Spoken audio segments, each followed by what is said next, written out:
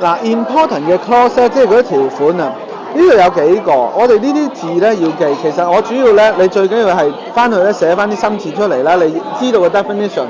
我隨手問你 trust 係乜嘢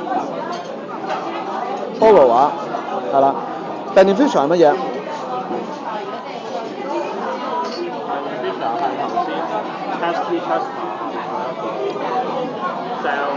我只要你答 bank 快而準 trust 係乜嘢